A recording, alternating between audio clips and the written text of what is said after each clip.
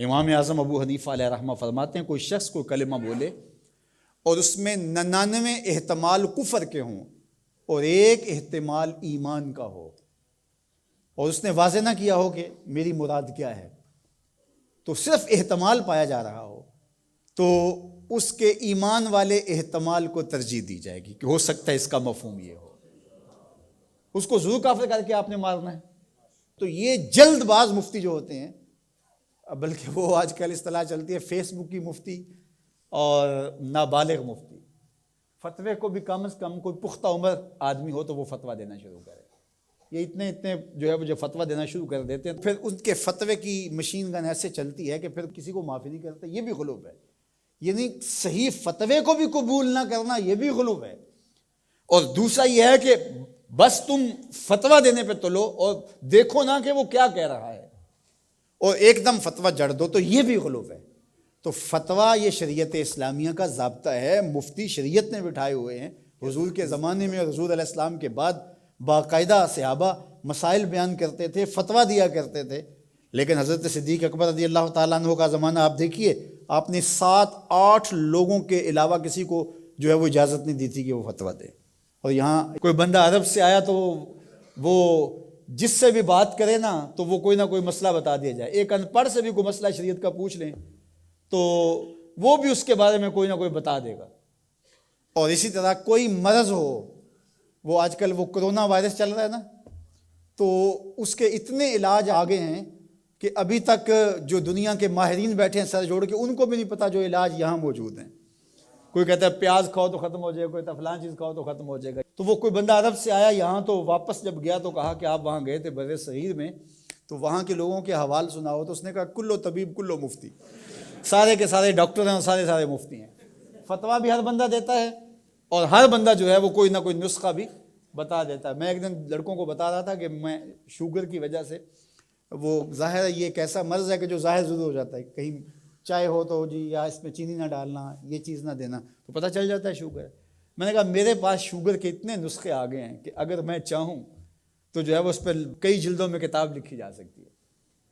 تو یہ نہیں ہے، یہ اسی کا حق ہے جو اللہ کے محبوب علیہ الصلوۃ والسلام نے صحابی سے فرمایا کہ جاؤ فلاں ڈاکٹر، اس زمانے کا طبیب تھا، فرمایا اس کے پاس جاؤ، وہ تمہیں کھجوریں دے گا۔ یعنی علاج بھی خود بتایا لیکن فرمایا اس کے پاس جاؤ۔ اللہ اکبر، یہ میرے حضور نے راہ عمل دیا، اور اگر میرے حضور اس کے پاس نہ بھیجتے، کسی ڈاکٹر کی دکان ہی نہ چلتی، کسی حکیم کا کاروبار ہی نہ چلتا، تو تم میڈیکل سٹور سے لے کر دوائی نہیں کھا سکتے، تمہیں ڈاکٹر اور طبیب کے پاس جا کے جو ہے وہ لینا پڑے گا۔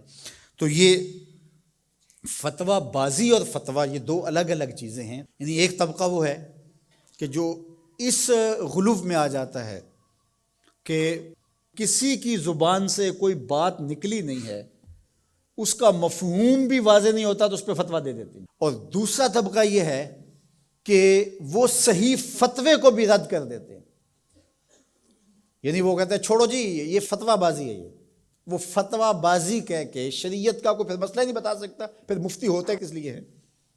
تو مفتی کا تو کام فتویٰ دینا ہے، جہاں غلطی ہوگی تو وہ بولے گا کہ یہ غلطی ہوئی ہے، اس کی اصلاح کی جائے۔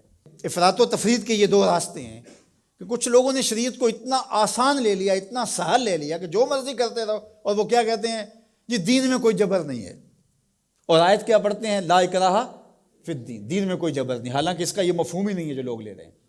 اس کا مفہوم یہ ہے، قرآن کی پوری آیت پڑھیں، لا اکراہ فی الدین قد تبین الرشد من الغی، کہ حق اور باطل واضح ہو گیا، یہ کفر ہے یہ اسلام ہے، تو جب واضح ہو گیا تو کوئی جبر نہیں، کوئی اسلام لانا چاہتا ہے تو لے آئے۔ بندوق رکھ کے کسی کی گردن پہ یا تلوار رکھ کے نہیں کہا جائے گا کہ تو کلمہ پڑھ ورنہ تجھے کاٹ دوں گا، یعنی جبرن کسی کو مسلمان نہیں کیا جائے گا۔ قد تبین الرشد من الغی، حق اور باطل کے راستے واضح ہو گئے۔ لیکن اس کا یہ مفہوم لوگوں نے لے لیا کہ دین میں کوئی جبر نہیں ہے، مطلب کیا کہ جو مرضی کرتا پھرے۔ میاں جب تم اسلام لے آئے ہو تو پھر اسلام کی پابندیاں تو تمہیں قبول کرنی پڑیں گی۔ تم کسی بھی ملک میں جاتے ہو تو اس کے قوانین کیا تم وہاں فالو نہیں کرتے ہو؟ اگر نہیں کرو گے تو چالان ہوگا یا نہیں ہوگا؟ جب آپ نہیں گئے تھے تو آپ پابند نہیں تھے، آپ کسی کالج میں، یونیورسٹی میں، کسی ادارے میں آپ داخلہ ہی نہیں لیتے تو آپ کو کوئی پوچھے گا ہی نہیں۔ جب داخلہ لے لیا تو پھر اگر لیٹ آئے تو پھر بھی سرنش ہوگی، وقت سے پہلے چلے گئے پھر بھی پکڑ ہوگی، اس لیے کہ اب تم داخل ہو۔ جب تم اسلام میں نہیں تھے تو لا اکراہ فی الدین، لیکن جب تم نے کلمہ محمد عربی کا پڑھ لیا ہے تو پھر تمہیں نماز بھی پڑھنی ہوگی، تمہیں روزے بھی رکھنے ہوں گے، اور تمہیں شریعت کے احکام کو اپنے اوپر نافذ کرنا ہوگا۔